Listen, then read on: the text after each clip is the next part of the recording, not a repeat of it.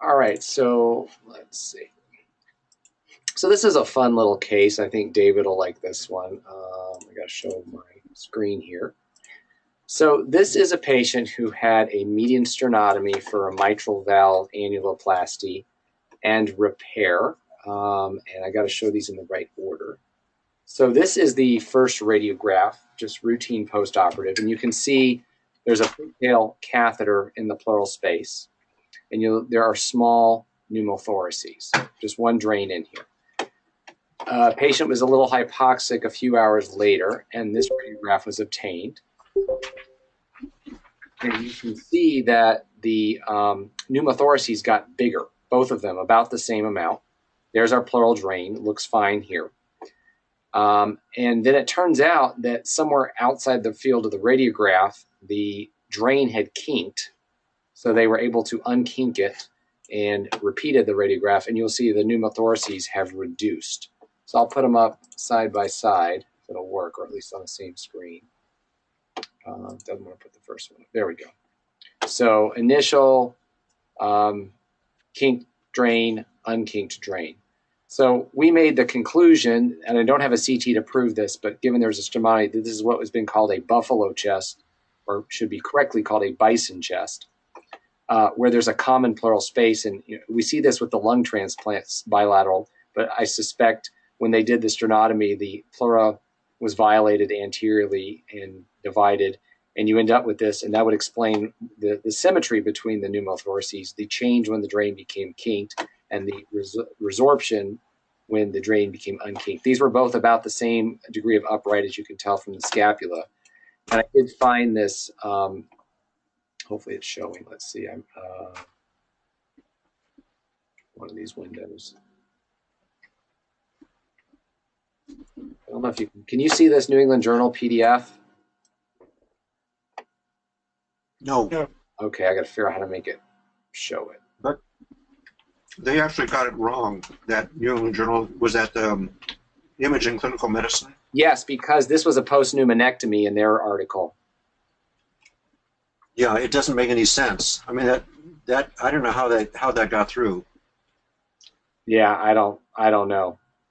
But what is true is that unless I'm incorrect, but my understanding is that the American buffalo, which is a bison, has a common pleural space, and hence a penetrating injury to the thorax would result in tension pneumo bilaterally and rapid, as they say, incapacitation of the animal. I've seen this on CT in some of our lung transplants, but this was a nice one with a radiograph. I thought it was just kind of fun. So, yeah. So around here there was a discussion about this because we had a case in a lung transplant person who had bilateral pneumothorax, and it was treated from one side as your case here. And so we talked to our transplant surgeon about that and asked if that was intentional, if that was an invariable part of doing a bilateral lung transplant. He said no. It only happens when they inadvertently create the communication between the two pleural spaces. So it's not a normal part of bilateral lung transplantation to have that bison or buffalo configuration of continuity between pleural spaces. It's not an intentional thing. Okay. Interesting. Yeah, we don't. This is the first time I've seen it with a cardiac surgery case. Mm-hmm. All right. This is another fun case Chris Meyer gave to me, and I didn't have a lot of time to look at it. I was away yesterday, but let's see. I'll start with I have an old radiograph, and I'm going to show that. So this is an old radiograph from 2008. The patient has a mechanical, looks like a variant Bjork-Shiley type tilting disc valve. And you'll see there's this curvilinear opacity, this funny opacity in the left hemithorax. I think at the time a nodule was questioned. Let's see if we can see it on the lateral. Not really. You see the calcified ascending aorta. Well, it turns out this patient has Turner syndrome. And of course, Turner's is associated with aortic coarctation, but I guess they get some other aortic anomalies. And now you should see a CT. But what's cool is, as with any good, the law of Caney, I guess as it's becoming called, is we've got this other funny vessel lateral to the aortic arch that is running into the lung. So we have another congenital anomaly. There's the presumed coarct of this area. Maybe that's just a thrombus, but there's some narrowing there. So we have an anomalous venous drainage, which we have seen, and you'll see the brachiocephalic vein is barely there. I think it's just being compressed, but pretty small because most of the drainage was going out this way. But what's cool about this is this vein continues south, and you can see it's quite large posteriorly, and it corkscrews around, and if you follow it out, it actually connects to the inferior pulmonary vein. And then there's another branch of it that connects to the superior pulmonary vein, hence this funny looking contrast in the left atrium. Never mind, we're in a levo phase where we have more of it in the aorta, but I think it's looping back around because we have undiluted contrast coming back in. So this is and I think we've seen this before, where we've seen at least the systemic to pulmonary venous shunt, but this one is fun because it has both the superior and inferior connections. So it's meandering too. Yes. Excellent. But Jeff, that's a variation of a levoatrial cardinal vein then, if it's communicating to both. Yeah. Because that'll cause a bidirectional shunt. Yeah, and in this case, it looks like it's going to the left atrium because all that undiluted. Here's the coronal reconstruction, but you can follow it up. So it's dense contrast, loops down, and then you can follow it into the atrium here, and it's much denser than the levo phase contrast of the aorta. Right, and these patients are at risk of stroke based on the direction of the shunt. Right. Because since that would bypass. Yeah, that's a great one. Yeah, so that's courtesy of Chris Meyer. That was a fun one. And then, lo and behold, I happened to come across one case I was looking at, another one my colleague Daniela was looking at in the past. But we both of these end up having the same diagnosis. And let's start with in different presentations. So I'm going to start with this one. So this is a lady, and I'll bring up the image in a second here. There we go. Who presented with shortness of breath and hemoptysis. And you can see there's multifocal lung consolidation, so we'd be concerned about pulmonary hemorrhage, maybe infection or something. CT scan was done, which shows the same white stuff, but you get that pretty sort of peribronchial distribution. There's some nodularity to it, but very discrete areas of consolidation, ground glass, and then some of this relative subpleural sparing. And they bronched this lady and proved this was pulmonary hemorrhage, but she had some other things going on. She had some kidney problems and some systemic stuff. And so they ended up doing a kidney biopsy, and it showed a necrotizing granulomatous vasculitis. So this all fits with GPA, granulomatosis with polyangiitis, which is pretty rare disease, but it can present as pulmonary hemorrhage. More commonly, you'd expect to see nodules and masses, and then of course airway involvement. So this is just a DAH case that was GPA, but what's fun is I have a companion case. Same diagnosis. This is another DAH, and I'll show you here's the radiograph. Now, this lady had all sorts of systemic things. She had a fever. She had some weight loss. She had complained of some sinus stuff, and she had a bunch of elevated inflammatory markers, and she was sent to a pulmonologist for a cough. And this is the radiograph, and you don't see too much. You might argue there's a little bit of bronchial wall thickening, but we all know that's a pretty soft call, and there may be some subtle nodules, but pretty hard to see. But here's the CT scan, which shows all of these nodules to advantage. And then I'm going to show another finding on here. So you've got these little guys, well-defined, discrete nodules. Some are more ill-defined. Here's one with an air bronchogram, and I'll just scroll through for the rest. You can see they're varying sizes. So you might think a septic emboli or something else going on in that patient. There is a little bit of thickening of the airways, but if we look centrally, and I thought I had the soft tissue windows, but I don't. But you can see there's really, really thick walls of the airways. And so when I was asked to review this, that was one of the findings, because this was done somewhere else. I pointed out that in addition to the nodules, there was all this wall thickening, and you put it all together with a systemic illness. You have to think about GPA or some opportunistic infection, but the patient was not immune suppressed. Nice narrowing in the upper lobe. And I just looked today, the anti-proteinase 3 came back off the charts. So it's not 100%, but highly specific for GPA. It would fit with the nodules and everything. And I also talked to the pulmonologist today, and apparently the patient had a bronchoscopy today, and the airways are just really, really inflamed. And I'll see if I can get the bronch pictures from that procedure and add it in here. But so a different manifestation of GPA, more common with the nodules but also with diffuse airway involvement. That's really impressive. Thickening of the posterior wall of the upper lobe bronchus there, It's and quite, bronchus and median. it is quite striking. Yeah, I'll get the soft tissue window so we see them better, but you can see that is pretty bad. So, you know, 2 cases of vasculitis in the same week is pretty unusual, but yeah, so that's what I have. All right, who'd like to go next? I can show some. I've got quite a few this week. Okay. Sorry, I was having trouble because I just upgraded to Sierra and had to reinstall my GoToMeeting. Let me see here. All right, you see my screen? Yep.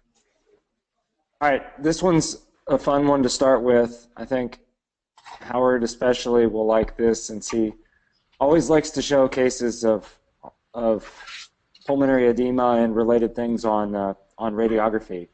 Well, this is a 25-year-old man who you can instantly see has increased pulmonary vascularity. And I think some of our residents would instantly jump on pulmonary edema, except you realize that when you start looking, you don't see any curly lines, you don't see any effusions. The heart is big, it has a funky contour that we'll get back to. And when you look on the lateral view, you don't see any of the expected findings that we often see too, increased the subpleural edema with the fissural thickening or peribronchial cuffing. So this is a man in his 20s who has an uncorrected detransposition. I guess you can see from the title here. So he is not from this country, and I guess was cyanotic as a kid, obviously, because this is a cyanotic heart disease with increased vascularity, and just had an atrial septostomy, but did not undergo any sort of definitive treatment.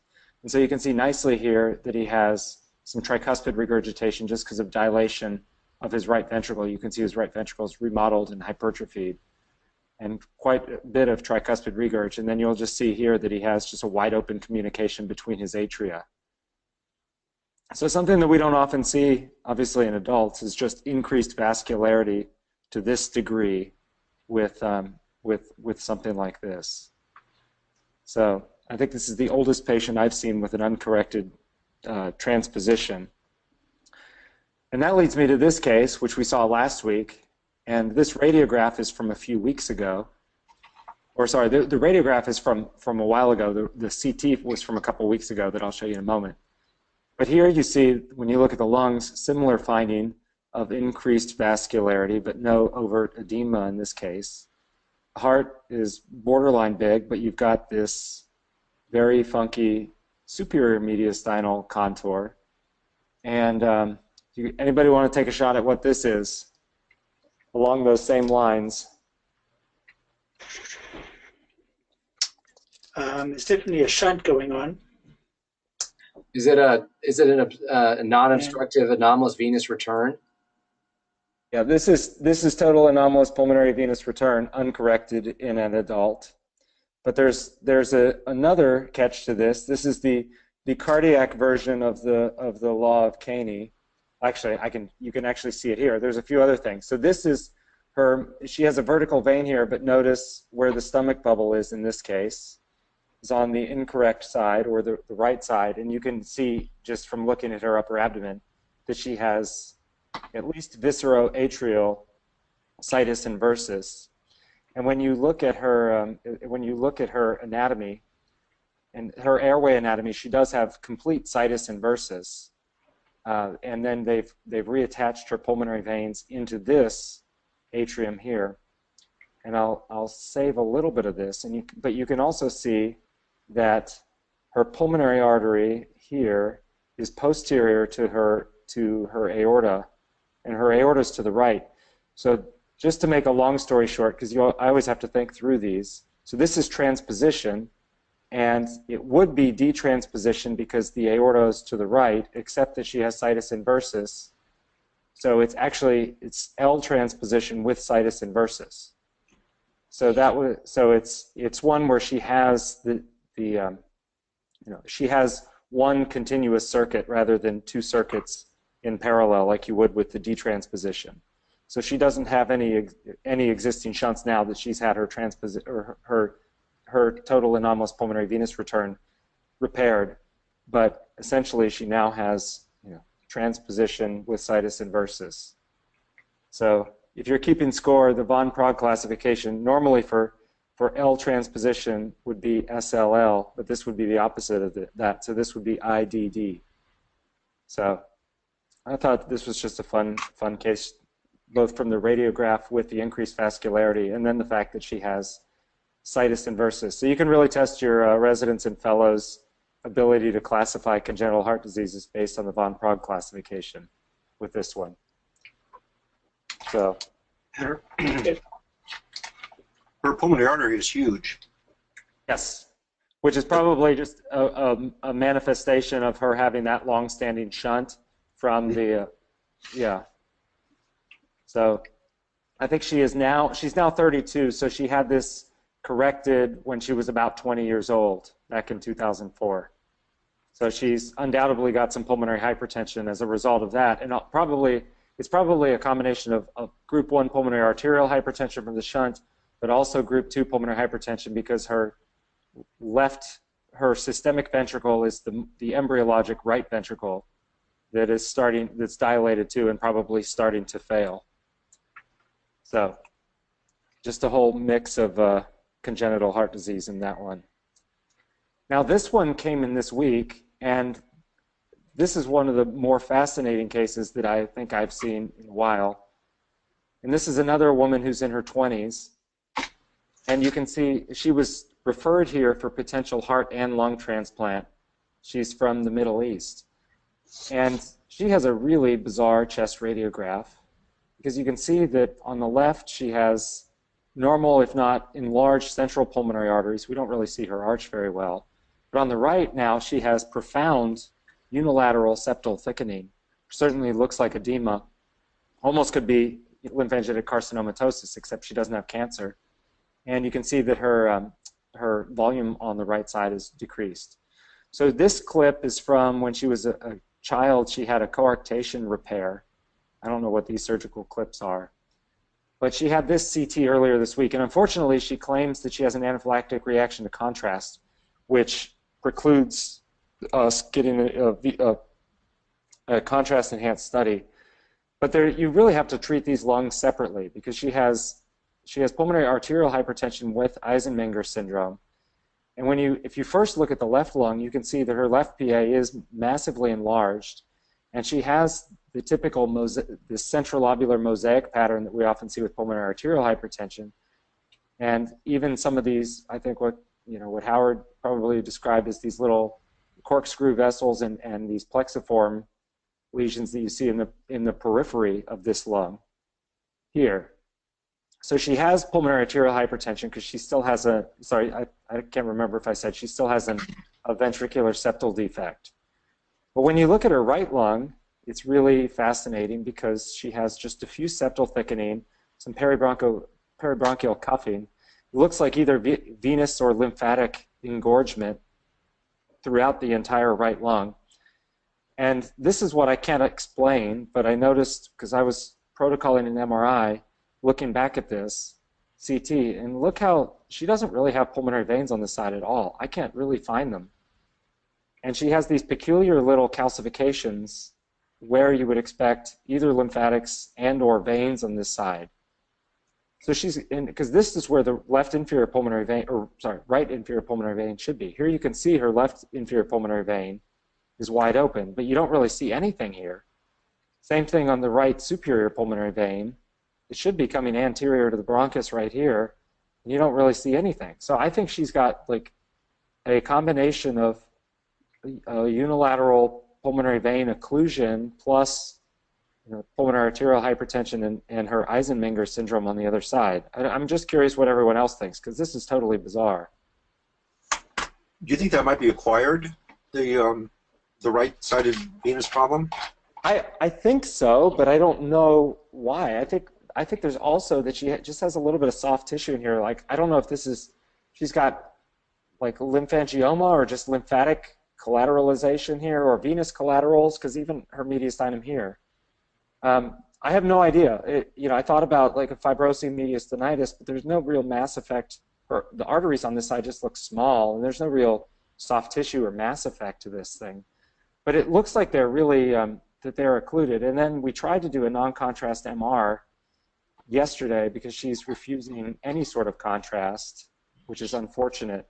And this we were attempting to do like a gated non-contrast MR, but she just she was breathing too much and had too many arrhythmias. But it does look like there's really not that much where you would expect the pulmonary veins on this side.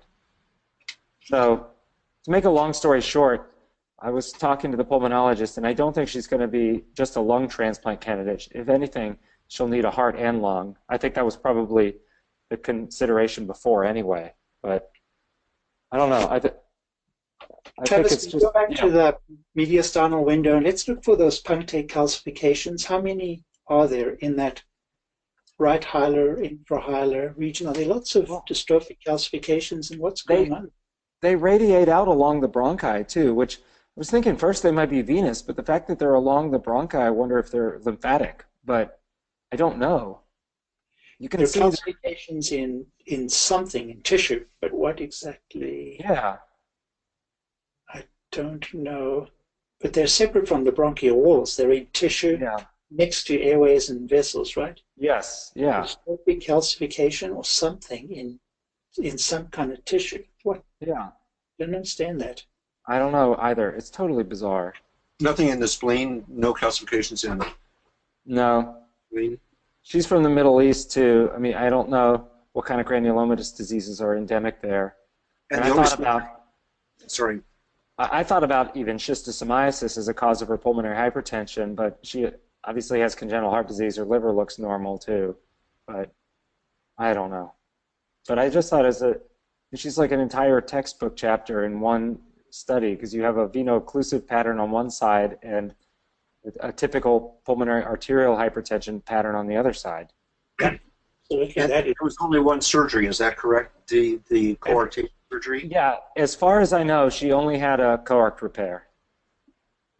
So that's all I know, and then she has been referred here. So I don't know. I'm waiting for more information, and I'll keep an eye on this and share it if I get it. Let me show one more quickly, and this was one that came in 2 days ago, and this is quite an amazing case too.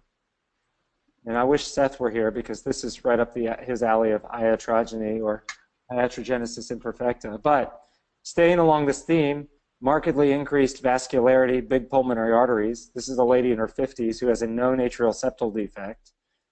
And this was the radiograph that my fellow saw in the morning, and you can see her atrial septal defect is sitting there, and I'm not exactly sure.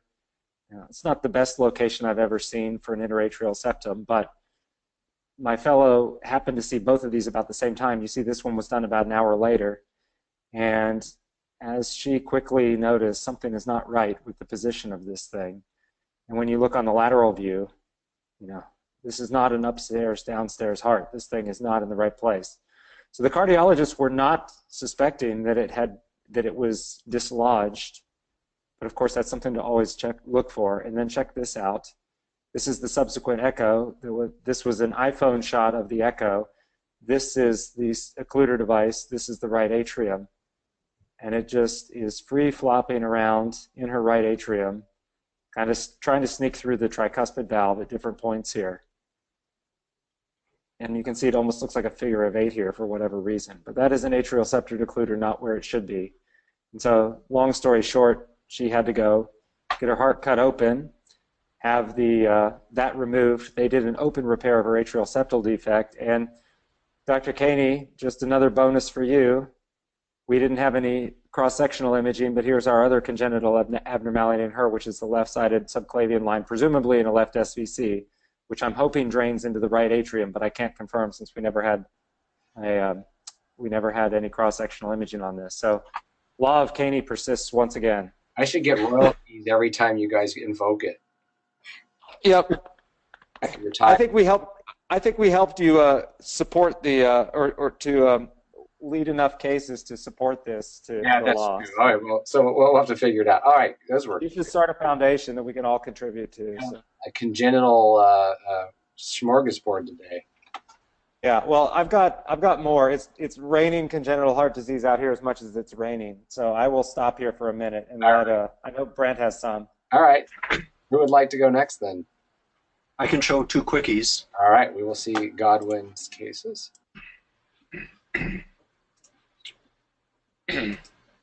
So people should be viewing a chest röntgenogram here showing an impella in place. See? We see it. All right. And then, so this was stage one. This person then had some new devices applied. So a nice LVAD was installed at this point, and a right impella was placed. Now, if you go back and compare the position of the defibrillator lead at this point before this new intervention, you'll see that it got shifted around here. So the placement of this impella on the right here has pushed the defibrillator electrode probably into the outflow tract of the right ventricle here, or at least toward the outflow tract. So another iatrogenesis not so good here with this right-sided impella now displacing the right ventricular lead. Wow, that's a really good pickup. It was picked up by Rachel Edwards on our service, who a former resident and fellow now faculty member. So she was talking about this case this morning, and so I parasitized her present recognition of this. Okay. Yeah. Let me show you this this case of a man who had I think this is my other case. Yeah. So this fellow has a bad heart and has a defibrillator in place, and he had some subsequent heart surgery, had an LVAD placed, and that worked very smoothly. And we have seen some complications of LVAD in terms of interfering with the phrenic nerve on the left. So it's possible that within LVAD you could have a phrenic nerve problem. And then he proceeded to heart transplant. And after his heart transplant, now the LVAD's gone, but his right hemidiaphragm is elevated here. And it's elevated all the way posteriorly on lateral view. So when you see the elevation that doesn't dive back to a normal position like this, it can be, that would indicate a large eventration if it resumed normal position, the most posterior part. But this one stays with a shallow arc all the way back to the chest wall here. That really suggests that there was paralysis. And there was a sniff test, and he had no motion of the right hemidiaphragm, so it looked like paralysis. So that was in March of 2015. I think his heart transplant was at the end of February, so that was a couple of weeks out. And the right hemidiaphragm was somewhat less elevated in November. And then here it is in January of 2016. So this is about 11 months, 10 or 11 months after the surgery, and you can see that the right hemidiaphragm position has been pretty well reestablished as normal. So this man recovered his phrenic nerve dysfunction from his heart transplant. Let me show you CT for cruise thickness here. This is before the surgery, and you can see that he has a very respectable muscle thickness here of his right cruise and his left cruise. And then there was a subsequent CT scan, which I hope I have for you guys, and it appears I don't, that showed gross thinning of the right cruise. So perhaps I can rescue that and show it to you guys in a few minutes here if somebody else wants to go ahead. But I don't have a follow-up CT after recovery of the right hemidiaphragm to show restoration of cruise thickness, but we do have the chest radiographs.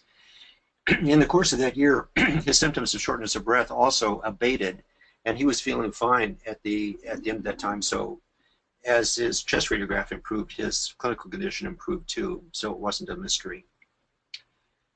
Okay, I'll try to pull up that other CT scan to show you the cruise thinning. I think we're gonna have to name the cruise the sign of Godwin now. Well, you really should call it the Succasem cruise finding, but it depends on how how good you are with Thai. So Warwood Stuffism is the guy who wrote up our results on this cruise thickening. Ah, okay. So Okay, so yeah, we'll see if you can find Brent or Howard. I can go anytime. All right, I'll give you control.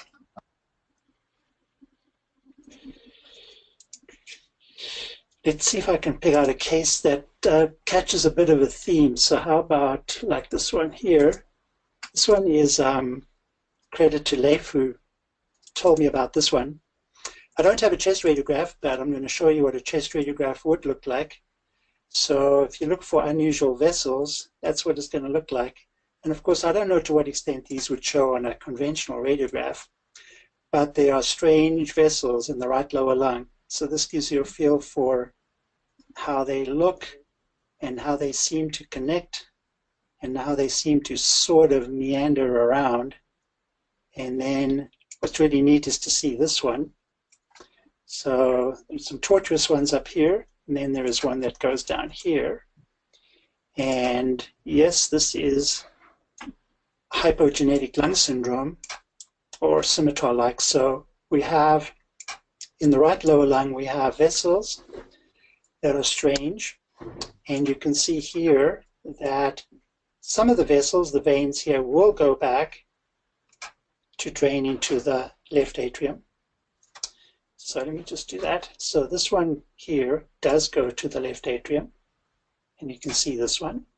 But then there's one lower down here that connects with it, and that one goes to the IVC there. So it's a really nice example of strange veins with anomalous pulmonary venous drainage. And then you've got to have the law of Caney again, I guess. We have to have abnormal lobation. We should have abnormal lobation. So going from above, we see here there is a bronchus that goes to the upper lobe, but instead of having the apical anterior posterior, it doesn't really, it just goes up there. And then we don't have a really nice superior segmental one going down here. And then we got the lower lobe one. So again, just quickly, if we go to a coronal and look for normal interlobar fissures with 3 lobes, we don't see that. So there's the combination of the vascular and the airway abnormalities of bronchial branching and lobation. The only thing that I couldn't find here to make the complete syndrome or hypogenetic syndrome is a systemic artery supply to the right lung, but otherwise the other findings are there. So just a variation on that theme again.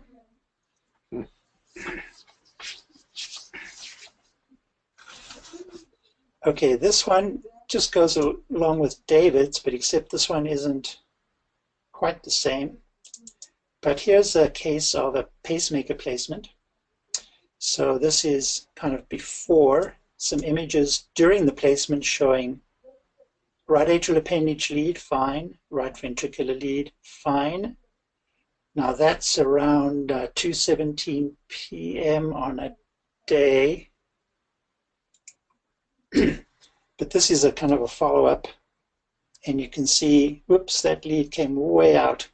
So this is really interesting because that atrial lead came very far out, but you can actually see that there are coils of lead, not quite twiddler in that they're not twisted along this axis, but kind of spinning top or something, where the lead is well coiled up near the pacemaker device itself, and the lead's way out.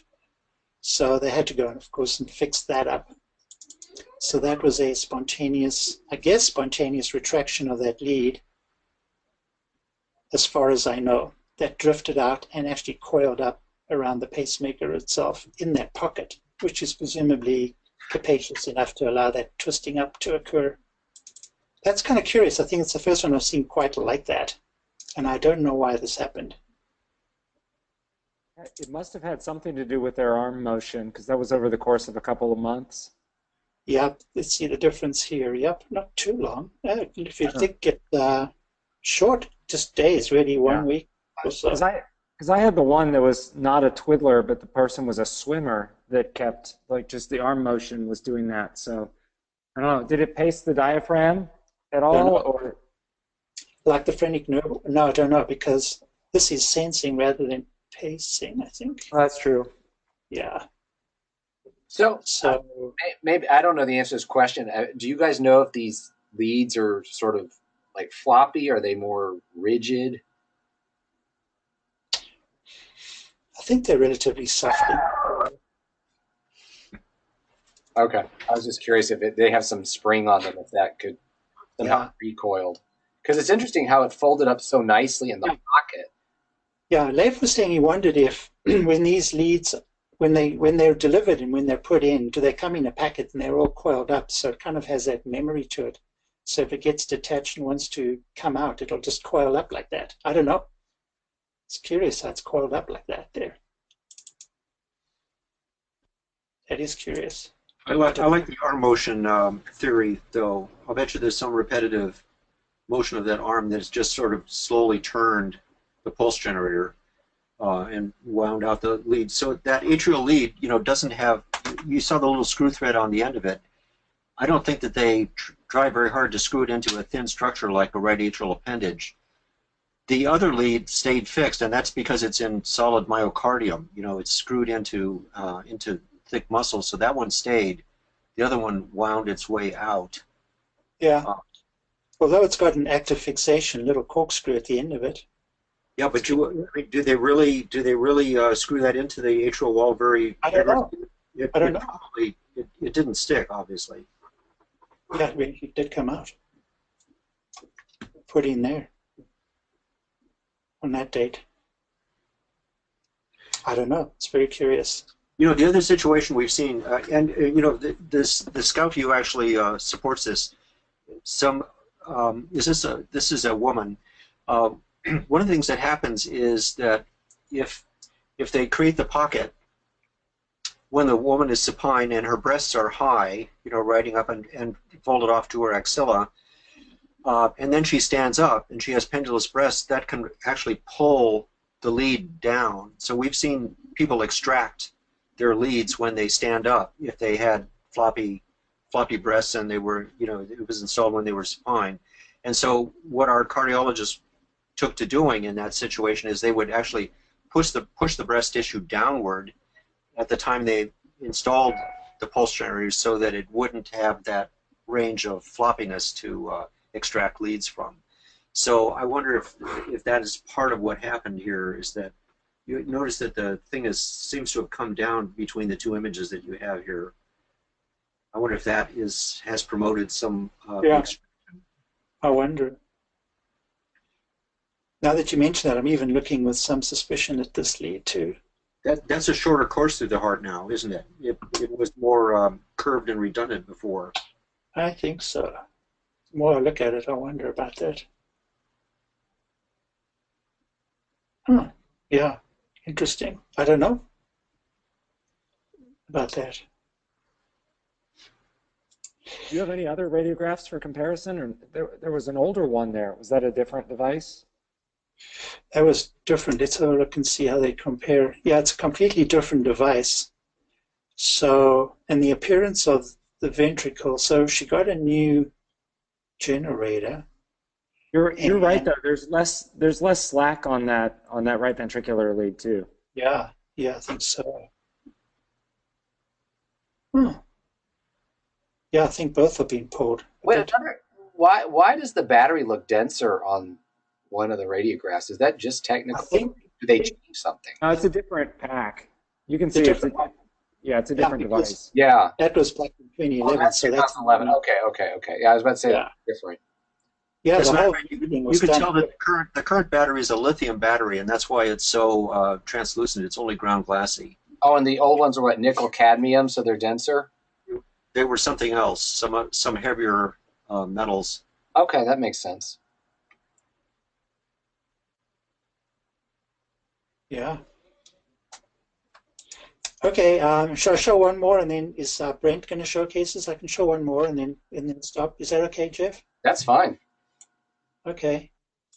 This is a really nice exam. I wish I had a chest radiograph to show you, but this will suffice. So let's see. Try to put together the findings. So we see clips over here, a whole bunch. and then you look at where the colon is going,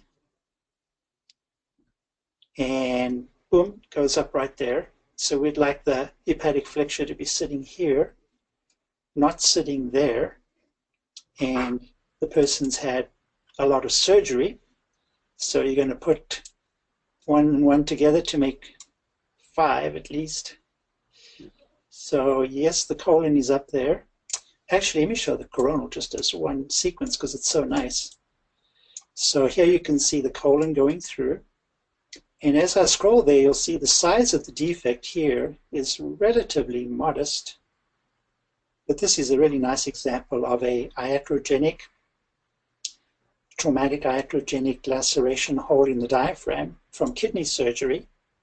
The size of the defect being relatively modest, allowing the colon to come up into the lower chest. So I've seen a couple of these, but I think this might be one of the cases with a relatively small defect compared to the other ones that we've shown at this conference. And they did go back and fix this right there subsequently. Very cool. All right. Okay, Jeff, I'll stop there. Okay, Brent, do you have cases? Jeff, could I show the cruise before we Show the before? Godwin. Okay, so here are the 2 CT scans. The original CT scan before surgery showing normal thickness of the right crus, and then the thinning of the crus on the left-hand screen here after the heart transplantation. And what I would love is for there to be some reason to get another CT scan now that the right hemidiaphragm is recovered and see how much of the crus thickness has been restored. There's a saying that if recovery is sooner rather than later, you get a greater degree of restoration of muscle thickness. If the atrophy has been there for a long time, it's harder to come back. Okay. So this is a form of neuropraxia. There was some injury to the phrenic nerve that recovered, or we're not quite sure, but we'd like to think so, on the right side, somewhere along its course.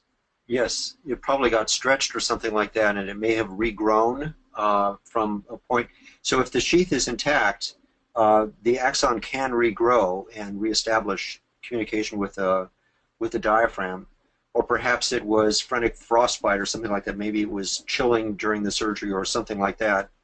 Some reversible lesion, but it was indeed paralyzed on a sniff test. It was really a high grade of dysfunction, and I didn't expect recovery. Yeah. Wow. Okay, that's it, Jeff. All right, Brent, as I see he's logged. There you are, Brent. Do you have any cases? Yep.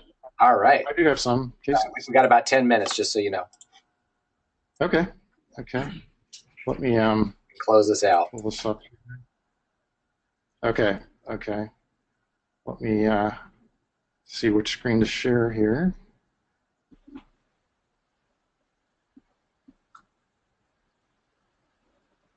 Okay. Can you see some screen? Let me take it back, and then oh, there it went, and I just took it from you. Hold on. Oh. Okay. There, it'll pop up, and you can hit share my screen. There we go. Yeah, we see a cardiac CT. Okay. So this one. So you might remember I showed this case a few months ago, and I just want to show some follow-up on this case. This was a case of a post-TAVI patient who, this scan was done about 1 month after the procedure, and you can see here that here's the valve scaffolding, and then here are the leaflets. And even on just this axial view, you can see that the leaflets are very, very thickened, and they are not moving very well. And this was a large amount of leaflet thrombus along not just one leaflet like we've seen, but along all of the leaflets of the bioprosthetic valve. And so this patient was put on anticoagulation, and let me show you the follow-up for that. Let me share the screen. Okay. And you can see that this is after a couple months of anticoagulation, and the follow-up is that here is just a completely normal appearance of the TAVI valve leaflets now. So just very, very good result from anticoagulation from what was a very large amount of thrombus along all of the leaflets. And of course, the gradients were elevated on echo. And if I really played a double oblique view, you could see that there was restricted motion. If I played one here, you'd see that there was normal motion of those leaflets. So just a nice result follow-up of this TAVI thrombus case. What was the agent that they used? Was it just antithrombotic or was it thrombolysis? No, it was just antithrombotic. I believe they didn't thrombolyse this. They just were, kind of for a few months on anticoagulation, which of course you don't normally have to do because it's bioprosthetic. But yeah, just not a speck of thrombus on that anymore. And here's another one that is kind of in the same theme that we were on a couple of weeks ago. Let me show the screen here. Okay, so here is a young patient, in the 30s who came in hypertensive and with sudden onset chest pain. And scrolling through this, many people have probably already seen this abnormality as I'm scrolling through, but you can see that there is this perfusion defect of the LV apex, and it's along the anterior wall and the anterior septum here. I can, window this a bit more, and you can see that it's truly this, fairly dramatic perfusion defect here, and wasn't suspected, unfortunately, the first time this came through, and the troponins were elevated, and then in the morning, we of course called, in this case is courtesy of my colleague Eugene Berkowitz, called to let them know that there was this large perfusion defect. And so the interesting thing is a cath was done, and I haven't actually seen the I need to look at the cath result myself, but it was read as no stenosis, no occlusions. It was read as completely normal. So I think they were thinking that could this be who knows, a focal myocarditis or something? It'd be unusual to be in this vascular territory. So they did a MR, and let me show you the. Let me bring up the screen here.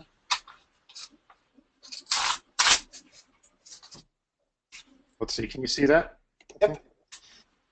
So here's the Cine short axis view showing that in that same territory along the anterior septum, you have just an area of akinesis, and the rest of the myocardium is moving well, this area of akinesis, and we can start to see on the delayed enhancement imaging here as I scroll through. Let me just change the windowing here. Okay, you can see this large area of abnormality along the anterior wall here and the anterior septum, and it has this kind of parfait appearance where you have some late enhancement of large portions of the myocardium here, including the subendocardial portion, and then you have this dark line, and you have some other high signal here. Let me show you a view of the short axis stack of late ganglion enhancement here. So normal myocardium, of course, is dark here and is nulled, and I'll show you that as you scroll through this area, you have a large area of enhancement, and then you have this dark area that is a microvascular obstruction, area of microvascular obstruction. So this is corresponding to the perfusion defect and in the same territory, and it's an LAD territory. It looks like a diagonal territory, and the only confusing thing here is that the cath was read as normal. So I wonder if thinking about it, one of the diagonals had dissected or was obstructed completely that it just wasn't seen at cath, but because it sure looks like large infarct with microvascular obstruction here. So any thoughts on that? I'm a little bit puzzled by that. Yeah, you wonder if it's just obstructed at the origin and they just didn't see it. Yeah, that's what my theory is, and I'll have to, if I can ever sort this out, I'll bring the the cath images, but it sure looks like an area of large, infarct with microvascular obstruction. So, all right. So, and then one last case before we go. This is I was saving this one for last. Okay.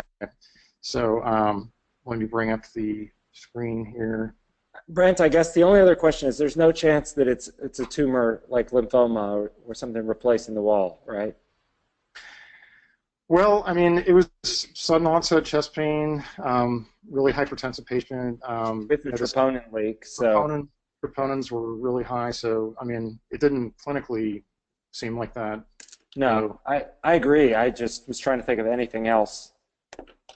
Yeah, that's a good point. I'll follow up when I find out more. But can you all see this screen? So this is one of the better cases I've seen in a while, congenital cases. So this is a patient. You'll start to see a lot of abnormalities here.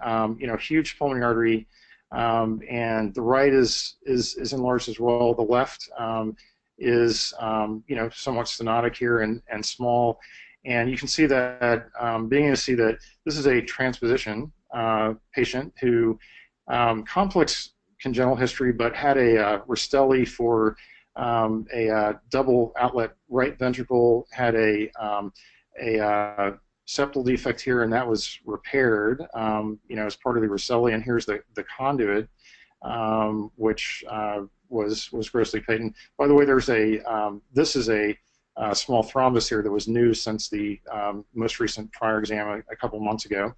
But the really interesting is going down here, you'll notice one more thing just in stopping, that there's some bands, fibrous tissue crossing across the left atrium here. There's a core triatriatum with pretty large fenestrations, so there was no real functional obstruction here from the core triatriatum. And you notice the tricuspid valve is the whole reason for this study was for sizing for possible percutaneous repair of tricuspid insufficiency. But really the interesting thing is, let me keep scrolling down, huge atrium, but you notice that as you scroll down, the ventricles keep going and going and going and going. Let me show you the fact that you have really no sternum here separating or protecting the heart from the external world here. It's just basically thin layer of skin and fat, and you come up here and the sternum doesn't really begin until much higher right here.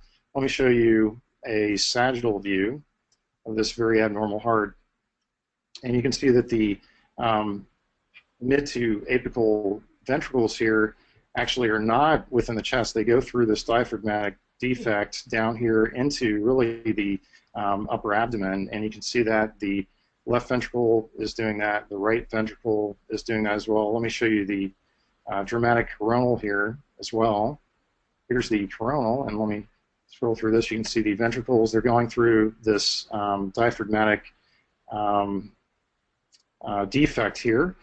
And this is a case of pentology of Cantrell, where you have the kind of the triad of the anterior abdominal, anterior diaphragmatic defect, sternal cleft or sternal deficiency, and ectopia cordis. And you also have, of course, some associated complex congenital heart disease, and omphalocele is the last part of the pentology. So just a really good case of pentology of Cantrell that just came through essentially for sizing for tricuspid valve. So I just thought that was a really nice case.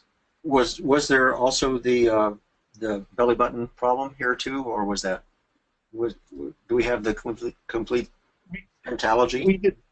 We did not have the abdomen, so this is actually a fairly, this is a patient who's in the aged early 50s, so I'm not sure if we had the complete one, pentology or not, but it's certainly most of it. At least 4.7, yeah.